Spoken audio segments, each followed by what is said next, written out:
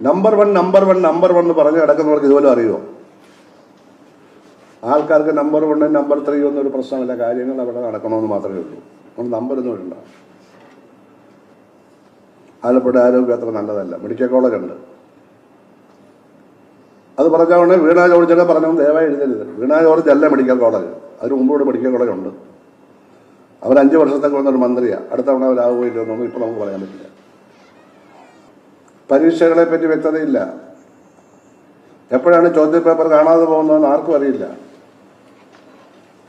MBA വിദ്യാർത്ഥികളുടെ ചോദ്യപേപ്പർ കളഞ്ഞ അധ്യാപനെ അറസ്റ്റ് ചെയ്തിട്ടില്ല, ഇതുവരെ ജയിലിലടച്ചിട്ടില്ല. അയാളുടെ പേപ്പർ വാല്യുവേഷൻ്റെ അവകാശം എടുത്തു കളഞ്ഞു. പുള്ളിക്ക് സന്തോഷമായി കാണും.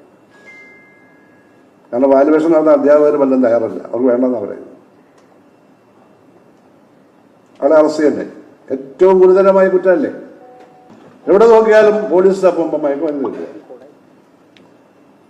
ഇല്ലേ? ഇതെന്ത് കഥയായി കേരളത്തിൽ? നമ്മുടെ ഏറ്റവും എല്ലാത്തിനും മുമ്പന്തിയിലാന്ന് പറഞ്ഞു നടന്നില്ല, ഇതിന് മുമ്പന്തിയിലാണ്. എന്തടിസ്ഥാനത്തിലാണ് ഈ പറയുന്നത്? സ്വയം പുകഴ്ത്തൽ അവസാനിപ്പിക്കണം. മറ്റുള്ളവർ നമ്മളെ പറ്റി പറയട്ടെ, നമ്മളെ പറ്റി വസ്തുതകൾ നമുക്ക് വാദിക്കാം. പക്ഷെ നമ്മൾ പെരുപ്പിച്ചൊന്നും പറയേണ്ട കാര്യമില്ല. നമ്മൾ മുമ്പന്തിയിലായാലും പുറകിലായാലും നമ്മളെ ആരും ഒന്നും ചെയ്യില്ല.